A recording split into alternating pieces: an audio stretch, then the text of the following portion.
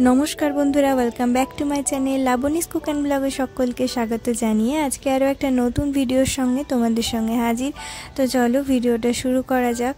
एखन जेहेतु बर्षाकाल चलछे तो सेई कारणे ओয়েদারটা भीषणই बाजे सब समयेर जोन्नो कोनो किछु रोद्दुरे देওয়া যাচ্ছে না, মানে জামা কাপড় শুকোচ্ছে না, তারপরে রান্নাঘরের কাজগুলোও ঠিকভাবে করে শান্তি হচ্ছে না, ঘরবাড়িও কিরকম স্যাঁতসেঁতে থাকছে, কয়েকদিন ধরে এত পরিমাণে বৃষ্টি হচ্ছে।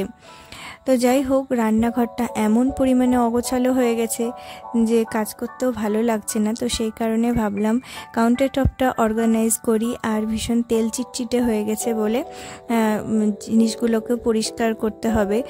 তো চলো তোমাদের সাথেও শেয়ার করি আমি আমার কাউন্টার টপটা কীভাবে পরিষ্কার করি এবং আবার পুনরায় গুছিয়ে রাখি। তো সমস্ত জিনিস প্রথমে আর কি ফাঁকা করে নিচ্ছিলাম। কাউন্টার টপের ওপরে প্রচুর জিনিস ছিল, যেগুলো প্রয়োজনীয় অপ্রয়োজনীয় সমস্ত রকম জিনিসই ছিল। তো সবগুলোকে নিচে নামিয়ে নিলাম, ওই ডাইনিংয়ের মধ্যে সমস্ত কিছু নামিয়ে রেখে আসলাম। নিচে রাখলে পরে কাজ করতে অসুবিধে হয়। তারপরে বেশ খানিকটা সার্ফ নিয়ে নিয়েছি আর গরম জল নিয়ে নিয়েছি। রান্নাঘরে আমি অনেক কিছু অ্যাপ্লাই করে দেখেছি, কিন্তু গরম জল আর সার্ফ দিয়ে বেশি ভালো পরিষ্কার হয় সমস্ত রকমের তেল চিটচিটে। তো মগে করে আর কি গরম জল করে নিয়েছিলাম, তো সেই জলটা দিয়ে আর সার্ফ দিয়েই ভালো করে পরিষ্কার করলাম। সার্ফের জায়গায় কিন্তু তোমরা যে সমস্ত বাসন মাজার যে লিকুইডগুলো থাকে সেগুলো দিয়েও কিন্তু করা যেতে পারে।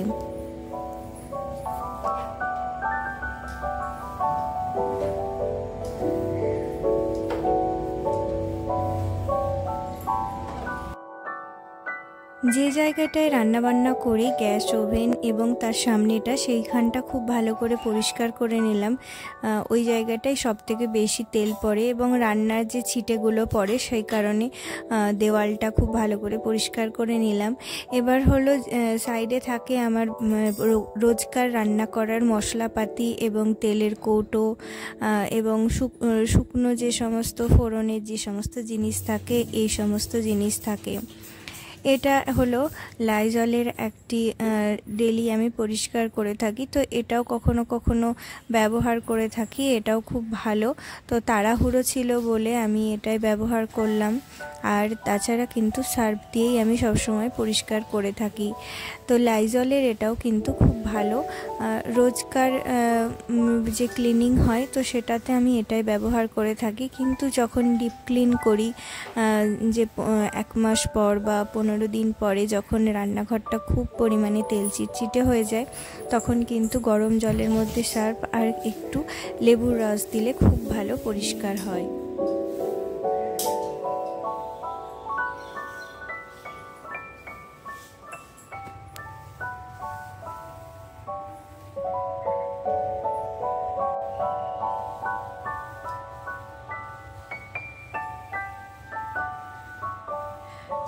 তো এই কর্নারটা একদম পরিষ্কার করে নিলাম। আর এই দিকটা এই রান্নার যে মশলাগুলো রয়েছে তার উপরে প্রতিদিন যেহেতু ধরা হয় আর ওই রান্নার মানে গ্যাসের পাশেই থাকে, তো তেলগুলো খুব ভালো পড়েছিল। ভিডিওতে দেখা না গেলেও ভীষণভাবে তেল চিটচিট করছিল, হাত দেওয়া যাচ্ছিল না। তো এগুলোর মধ্যে যেহেতু সব সময় তো আর মশলাগুলো শেষ হয়ে যায় না, যখন শেষ হয় তখন কৌটোগুলো ধুয়ে দিই। কিন্তু 15 দিন পর বা 7 দিন যখন যেরকম হয় আর কি, তখন দেখি যে কৌটোগুলো ভীষণ চ্যাটচ্যাট করছে, তখন আমি ওই গরম জলের মধ্যে একটুখানি বাসন মাজার লিকুইড দিয়েছি আর একটুখানি ভিনিগার দিয়েছি, দিয়ে কৌটোগুলোকে ভালো করে মুছে নিচ্ছি। যদি এই সমস্ত না থাকে তাহলে সার্ফ আর গরম জল দিয়েও কিন্তু কাজটা করা যেতে পারে, খুবই সুন্দর হয়, তাতে কোনো অসুবিধে হয় না। ভালো করে কাপড় দিয়ে কয়েকবার মুছে নেব চেপে চেপে, তারপর কাপড়টা ধুয়ে নিয়ে আবার একবার পরিষ্কার জলে ধুয়ে নেব, তারপর আবার মুছে নেব। আর যে মশলার যে বাটিটা থেকে থাকে আমার প্লাস্টিকের, তার ঢাকনাটা এত পরিমাণে তেল হয়ে গেছে যে সেটা আর মুছলে কাজে হবে না। তো সেই কারণে আমি এগুলোকে একটু ভালো করে মেজে নিলাম। আর যে স্ট্যান্ডটার উপরে রাখা থাকে সেটাও তাই ভীষণ তেল চিটচিট করছিল, তো এগুলো আর মুছলে হবে না, তাই ভালো করে একটু মেজে নিলাম। তারপরে ভালো করে ধুয়ে আবার পুনরায় জিনিসগুলোকে গুছিয়ে রাখবো।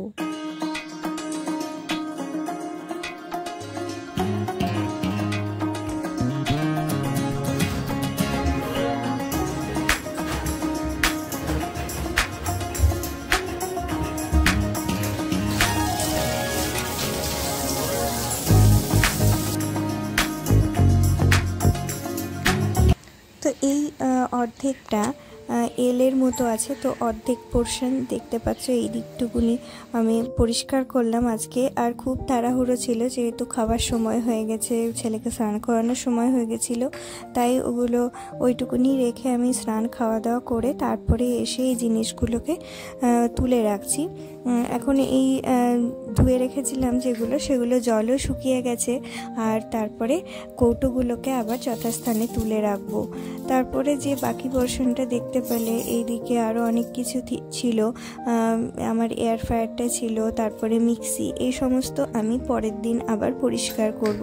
কারণ একদিনে পুরো কাজটা করতে গেলে মানে খাওয়া দাওয়ার টাইমটা চলে যায়, তারপরে পুরো অনিয়ম হয়ে যায়। তো সেই কারণে আমি দুটি ভাগে ভাগ করে নিয়েছি। এখন এই দিকটা সুন্দর করে গুছিয়েও নিলাম আর পরিষ্কারও হয়ে গেল এই পোর্শনটা। বাকি পোর্শনটা পরের দিন তোমাদের সাথে শেয়ার করব। এই জিনিসগুলোকে আবার যথাস্থানে তুলে রাখলাম। পরিষ্কার করার পরে বেশ একটা ফ্রেশ ফিল হয়, তো বেশ ভালো লাগছিল সব জিনিসগুলোকে গুছিয়ে রাখতে।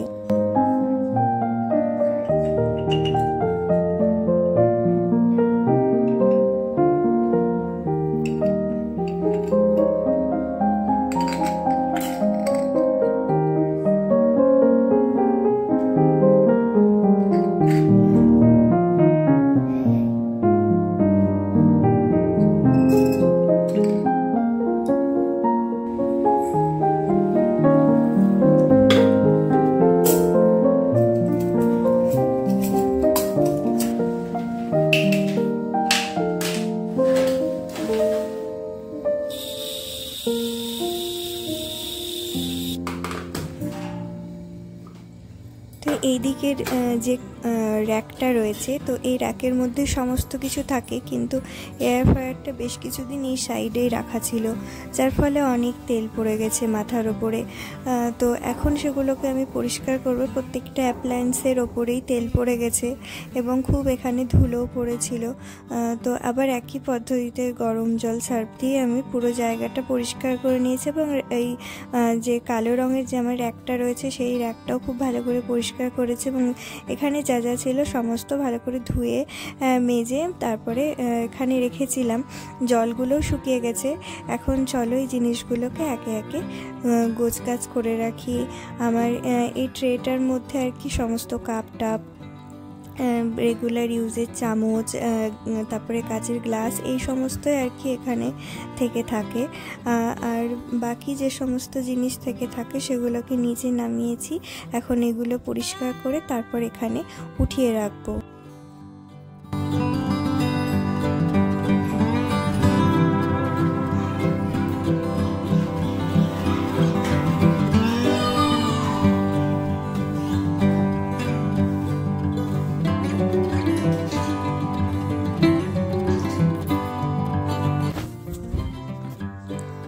তো আমার এই লিকুইডটা নিয়ে নিয়েছি। এই লিকুইডটা খুব ভালো, মোদি কেয়ারের লিকুইডটা ভীষণই ভালো কাজে দেয়। একটুখানি গরম জলের মধ্যে দিয়ে নেব আর এটা মানে বাটির মধ্যে একটু ঢেলে নিলাম, কেননা বেশি পরিমাণ জলের মধ্যে মেশালে আবার ভালো হবে না কাজটা। আর যদি থেকে থাকে একাধটুকু লিকুইড, তো সেটা আবার বাসন মাজার কাজে পরে ইউজ করে নিতে পারবো। তাই আলাদা বাটিতে ঢেলে তারপরে এই অ্যাপ্লায়েন্সের ওপরে খুব ভালো করে মুছে তারপর পরিষ্কার করে নেব।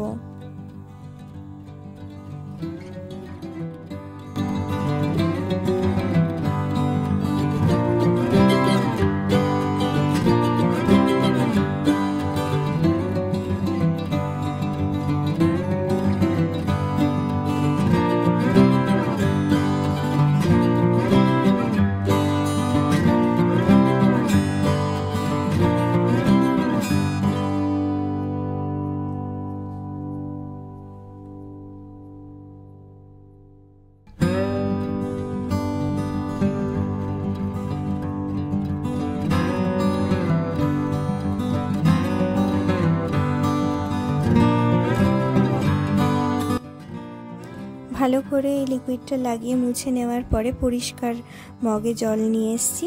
তারপর কাপড়টা ভিজিয়ে ভিজিয়ে বারবার এই জিনিসগুলোকে ভালো করে মুছে নেব, বেশ কয়েকবার মুছে নেব। তারপরে আবার শুকনো কাপড় দিয়ে মুছে তারপরে জিনিসগুলোকে তুলে রাখবো।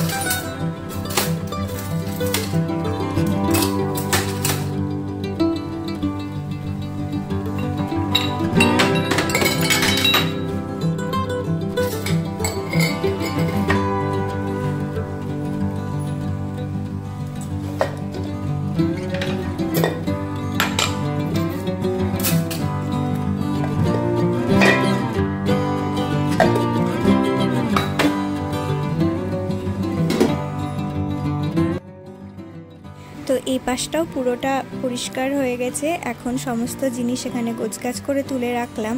এয়ার ফ্রায়ারের যেখানে ফ্রাই করা হয় সেই জায়গাটা মেজে নিয়েছিলাম, এখন জল টল একদম শুকিয়ে গেছে। তারপরে এটাকে যথাস্থানে আবার এটাকে লাগিয়ে রাখছি। ভেতরে বেশ কিছু খাবার রয়ে গেছিলো, যে কারণে আমি দেখিনি। তো অনেক বর্ষাকালে যেহেতু ছত্রাক মতো পড়ে গেছিলো, তো পরিষ্কার করতে অনেকটা আমার সময় লেগে গেছিলো। তো পুরোটা পরিষ্কার করার পর এই যে ওপরের যে সেকশনটা দেখতে পাচ্ছ, সেখানটা আমি কিছুদিন আগেই পরিষ্কার করেছিলাম। তো সেই জন্য ওই জায়গাটা এখন আর পরিষ্কার করলাম না।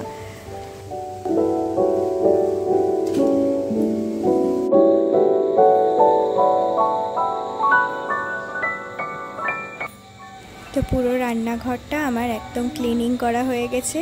আর এবারে কাজ করতেও বেশ ভালো লাগে গোছানো থাকলে, এবং এতটাই তেল পড়ে গেছিলো যে একদম কাজ করতে ভালো লাগছিল না।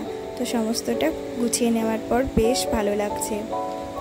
তো বন্ধুরা, আজকের ভিডিওটা এই অবধি। আশা করি তোমাদের ভিডিওটা ভালো লেগেছে। ভালো লাগলে অবশ্যই একটা লাইক করে দিও আর সাবস্ক্রাইব করে পাশে থেকো বন্ধুরা। আজকের মতো ভিডিওটা এখানেই শেষ করছি।